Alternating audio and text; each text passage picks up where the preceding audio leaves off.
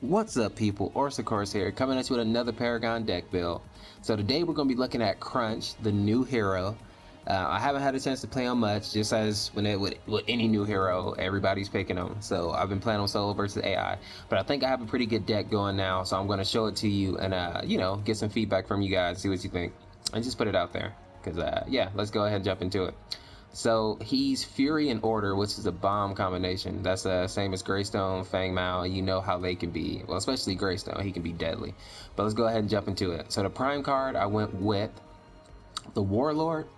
When I get into PvP, I might change that to the Centurion. I'm not sure yet, but for right now, we're going to go with the Warlord. For consumables, I got a health potion, 2 strike tokens. I'm thinking running him jungle, so I'm going to put a key in there as well. But yeah, health potion, strike token, get that extra damage going early. He hits for $50 or $50 for 50 damage right off the bat. So he's, he hits pretty hard. Now, as we get into his actual consumables or his equipment, we're going to start out with the flash. Well, no, let me rephrase that. This isn't in any particular order because obviously my 1-point cards here are going to go first. But let's start out with here, the 1-point or the flash fire piston. This is going to have a 3 kinetic and 2 strikes. Flash fire piston is 6.5 physical damage, 5.5 attack speed. Once you max it out, you get that extra attack speed going. It's always nice.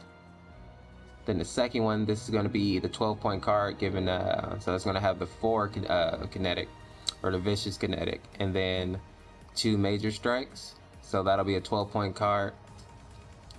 Now, the cards that I'll probably start equipping first, it'll probably be the Brawler's Key. So I'll have the Brawler's Key, 6.5 physical, 75 mana, with 3 minor strikes. I like this because it gives me, a lot of damage really quickly, and it allows me to play jungle. Because I think this guy's going to do really good in the jungle, but we'll see, or really well, I should say. Now, next we got Amulet of Veteran. This is another one of my weak cards I'm going to equip early. So this one's 6.5 physical damage, 100 health, 200 health once you upgrade it. Then I'm going to put lesser healths on there. Now I want this because I think this guy is going to be good like in the middle of a fight. I don't think he's going to be like a Chimera where he gets in there and just bursts people down. I think he's going to be able to, like really help in a team fight, because he have knockups, he has slows if he's not empowered. So I think it'll be all right to have this guy in a fight. He kind of, yeah, let's just keep it at that. We'll go over it more as I'm doing the live stream so I can actually show it. And then my later Amulet of Veteran. This one I'm going to do with 2 healths and a strike. And of course, we know what the stats are.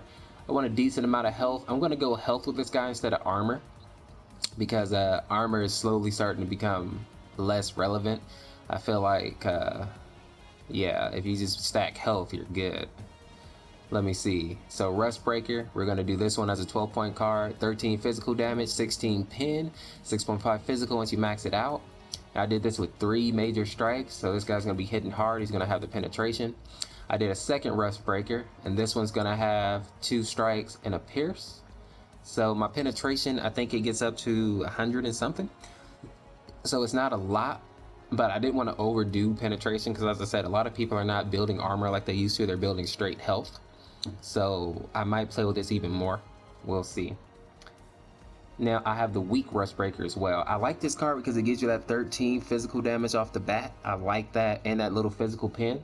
So you're cutting through that little bit of physical armor in the beginning anyway. So I like this card. This will probably be my first card, or my second card after the Brawler's Key, depending on if we have another jungler or not. Because honestly, if we have another jungler, I might not even jungle at all, but we'll see.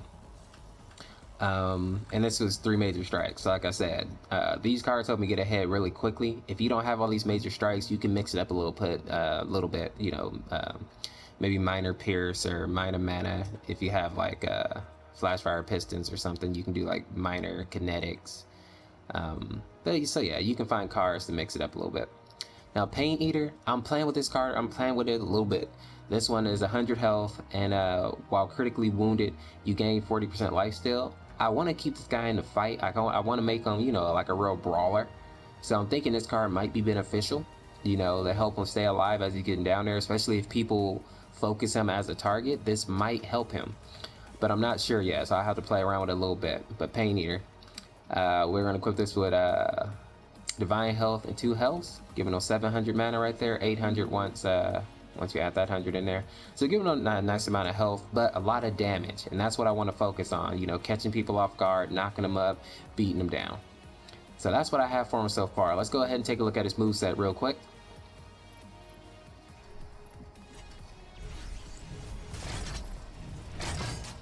So Cruch.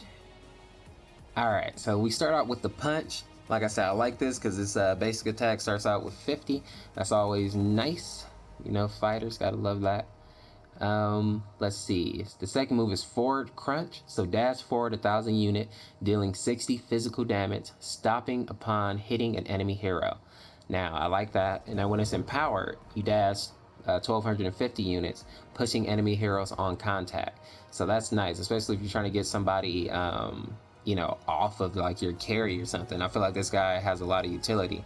As long as you know, it's a little more skill though. Like Steel can just, you know, charge at somebody, period. This guy has to make sure he's empowered. So that's the difference. But I like this move, versatility. So left crunch, so deals 80 physical damage to enemies with a 20% bonus cleave rating. So I like that. I like that for clearing minions in the jungle. You know, I think that 20% cleave will be good. And you know, top that with like Thunder Cleaver as well. You'll be doing a lot of cleave damage, you know. So I think late game this guy might be a good wave clear, depending on how you build him. So I might play with that a little bit. So but when you're empowered, it deals 25 bonus physical damage with a 70% bonus cleave rating. So I like that. Do some serious damage, kind of like Quang's ability a little bit. Just that it's not an ultimate. So right crunch deals 60 physical damage and applies a 120 movement speed slow. So I like that. When it's not empowered, you slow the enemy down, which is always good. Now when you're empowered though, this is what I like. Deal 25 bonus physical damage and knock up enemies instead of slowing them. Now that is so good. That's why I like Lieutenant Bellica so much, just because she knocks people up, and that can change the whole tide of a team fight. That'll knock somebody out of their ultimate. That'll just ruin somebody's day. So I like that. And now his ultimate, which is actually like part ultimate, part passive. So instantly repeat the last ability used. Now, I haven't played with him that much yet, so I don't know how OP this is in actual PvP combat, but it sounds OP as hell to be able to repeat one of these moves, especially like you knock somebody up and then you hit them again with the slow. I mean, jeez. So I'm liking that. Now let's see. Now the passive, so cooldown reduction on all abilities for every basic attack landed. So 0.4. So if you're wailing, you know, some minions or whatever, you're getting those cooldown reductions going. And every third ability used will be empowered. So it takes a little bit of planning, but that empowered ability, I mean, that seems to be the ticket right there. If you can empower his abilities, because yeah, especially this knockup, it's just ridiculous. It definitely takes some practice with him though, I can say that, and in a live stream you'll get to see that for sure. But that's what I'm thinking of Crunch right now. I'm liking him. He seems to be a really good character. He has a lot of utility, a lot cooler than I thought it would be, because I'll be honest, the trailer I thought it was kind of lame, but he's actually looking kind of good. But anyway people, that's all I got for you today. If you liked the video, make sure to like, subscribe for more content, share the video out, because it's a new hero. People probably want to know about him, and you know, my video I think is pretty good. So also let me know what you think about this guy so far, because I gave my opinion, but what do you think? Are you having fun with him? Are you enjoying him? Are you able to even get games in with him? Because I'm not. So let me know what you think down in the comments. I'm curious. And let me know what you think about the deck build. Any suggestions, you know, because my Countess build, you know, the community really helped me hone Countess, because my original build wasn't that great. It wasn't terrible, but it definitely wasn't great. So I'm always looking for feedback for you guys. Just make sure to be polite, because if you're rude, I'll just ignore you. But so yeah. Anyway, people, that's all I got for you. This is Orseofkorse. I appreciate you watching the video. We'll see you in the next one. Have a good one.